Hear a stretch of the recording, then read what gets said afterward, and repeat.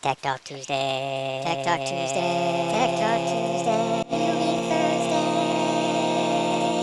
Welcome to another 10-minute Tech Talk Thursday with Michael Weir, your Fortinet NSE 7 Certified Technical Account Manager for Fortinet Editing Micro. Today's topic will be attacks of opportunity. Easy question, maybe. Are you an easy target? Are facing substantial fines for username password leak, even though it was just 20 records. Now, if you're wondering, well, that seems kind of outlandish, it's because due to the new compliance laws that are in place in a lot of different places now, a username/password combination counts as personally identifiable information and therefore a penalizable record. So, losing a couple of those is the same as losing what we would consider personally identifiable information today, therefore giving you fines.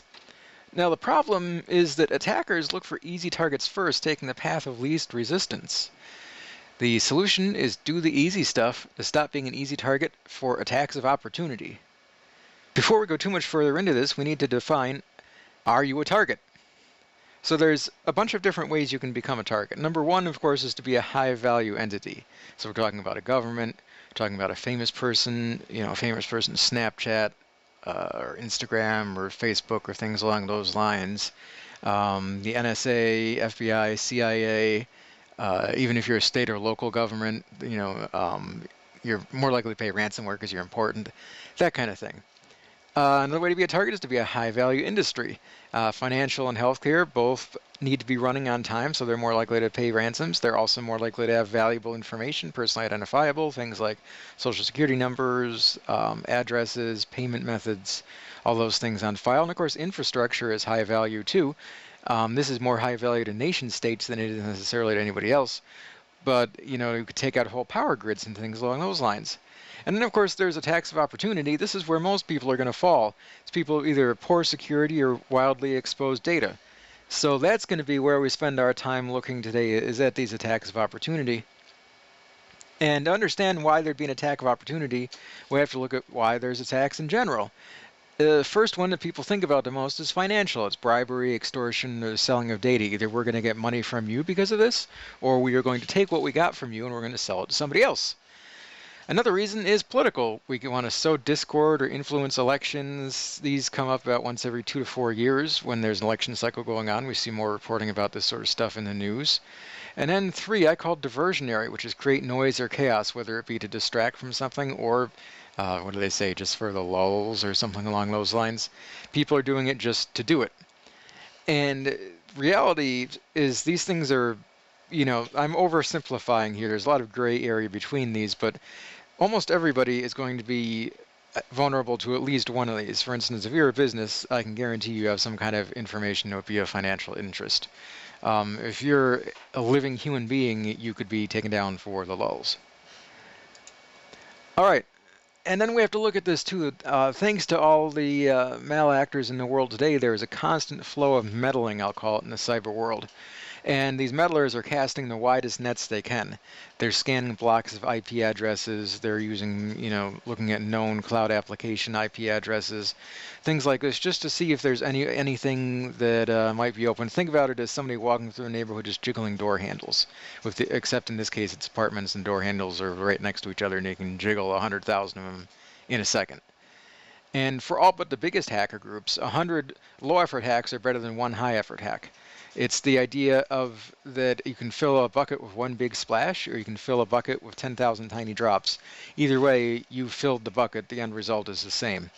And even if your data value is low, hackers will take it if it's easy to get for that same principle, that it's a few small drops, but we can get a few small drops a ton of times, expending almost no effort. That's attractive to us. So let's talk about some basic defenses you can have against this. The most basic defense is a good password. So I put that as number 1. After this, they're in no particular order, but you always got to make sure that everybody has a good password. And then you can look at the rest of this list. It's made up of things that don't usually require buying any additional hardware. Besides the good passwords, monitoring, backups, audits, and response plans. These are things that are generally actions. They're not things that require buying additional hardware to add to your environment, and they're basic defenses that you can even probably take at your home, even if you're not a business. And then there's the ones that are, they're smart, but they do require additional hardware, putting things into your environment, or getting the open source things that can do that, such as multi-factor authentication, antivirus, some sort of firewalling device, in-motion and at-rest data encryption. People think, oh, my data's encrypted because I've got a VPN. Well, yeah, but then it goes and sits somewhere where it's probably not encrypted. It might be password protected, but it's worth looking at some in-motion and at-rest encryption techniques there, and then access controls. People underestimate how much damage can be done simply by somebody having physical access to a port. So controlling access to your physical surroundings is definitely something we have to look into as well. And given that we're talking today about networking security primarily, I'm going to focus on the next generation firewall, unified threat management, or advanced threat protection device, and what to look for in one of these. So the basic defenses you get out of a firewall, I would say, are the below. Now, some people are going to say, oh, all you need is stateful packet inspection. Well, Netgear Nighthawk has stateful packet inspection. You know, it's my favorite one to bring up because enterprises, for some reason, tend to use them. And that's extremely easy to defeat. So things that are just stateful firewalls, you know, you're not really getting much prevention out of anything out of those.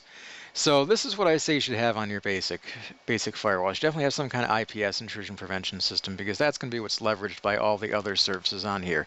In fact, IPS and application control, which is further down on the list, are more or less what makes something a next generation firewall, though there's debate about that sort of thing too.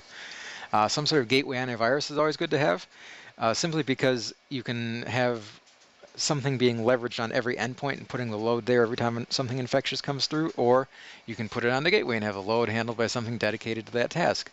Now, does this mean you can't have any endpoint antivirus? No, because there's plenty of ways for viruses to get in besides just going through the gateway, and there's going to be things not necessarily containing viruses, but containing things like links that would direct you to viruses and stuff along those lines that people say hit when they're off campus and then bring back to you, things that would not necessarily be caught on a first pass. Web filtering, same thing, block all those malicious links. Sandboxing, these days new malware is being created at an incredible pace, and the pace at which this new malware is being created means that almost nobody can have a definition set that keeps up. So at this point, it's really not an option to have some type of sandboxing to take out those files. I actually did a video on sandboxing in this series too, if you want to learn more. Look back at that. And last is the one that I consider to be the most neglected, is geoblocking. You want to talk about something that takes very little effort, very little time to set up, but it will stop tons and tons and tons of attacks of opportunity? It's geoblocking. So what is geoblocking? Geoblocking is a basic first-line defense. It's saying that IP addresses and things associated with certain countries aren't going to be allowed onto your network. And there's two different ways to look at it. There's looking at it as sort of an additive thing, as in we're going to let in everybody except these countries, or that's like a blacklisting thing, or there's the subtractive, the whitelisting thing, where the only country we're going to let in is this country. Now, for the first method, where you're just blocking certain countries, you're just blacklisting, that's the kind of thing that would be relevant on a firewall. Here we are inside my trusty 48100F, and this is going to be the blacklisting side of geoblocking. In the interest of not making this video super long and keeping to my 10-minute tech talk time frame, I've already set up the policies. I just want to show you exactly how these things would work. So what we're doing in these cases is we're creating a address policy. And we're saying, okay, we're going to take a look at a geographical policy. I'm going to make a geographical type. I'm going to choose this country or region of China. I'm going to say any interface we're on, and I'm going to make that an address object. So now we've made that an address object. We can make a security profile, or we can make a firewall policy out of it. And so in my firewall policy, you can now see I have geo-IP blocking both directions, which there's debate over whether you should do that or not. Since they're denies, I generally go with this.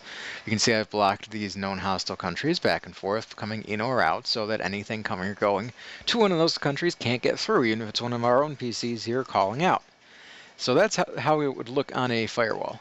And then the one where we're doing something in terms of whitelisting, saying only one country can access my server, that's the kind of thing you want to do on a web application firewall. Alright, so we are now inside of my web application firewall, my trusty AWS Forta-Web. And in this case, we're going to look at this in terms of whitelisting, because we want to block almost anyone from having any access to this, except for the people that we specifically want to have in there. And in my case, we're saying I'm a business that doesn't really have anybody travel outside of the United States and its surrounding territories. So we've got a web protection policy going on, a web protection profile. I call mine inline extreme. Really, it's just protecting a honeypot. It's nothing super amazing being protected here.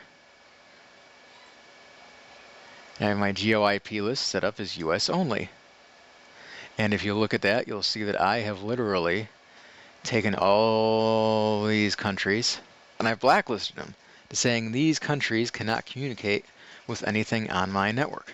And then if you're curious exactly how much traffic happens in times like this, allow me to just show you my general attack report that's coming off of this FortiWeb. And you can see that on this honeypot server, in which there is very little going on, you can see that in any given day, we're fielding anywhere from 17 to a remarkable 218 requests from countries other than the United States, of which there is no reason for them to be there, because like I said, there is nothing on this server. It's just blank. There's nothing there. All right, and our call to action on this is to do the easy things necessary to stop being an easy target. You'll be surprised at what a difference this will make for you and your business, or even your personal life. I can't necessarily find you a boyfriend or a girlfriend, but I can hopefully find you some way to be safer. I'm going to take that out. Thank you very much. If you have any questions, feel free to give me an email or a call. You see my email address and my work phone number up on there. Otherwise, you guys have yourselves a good day.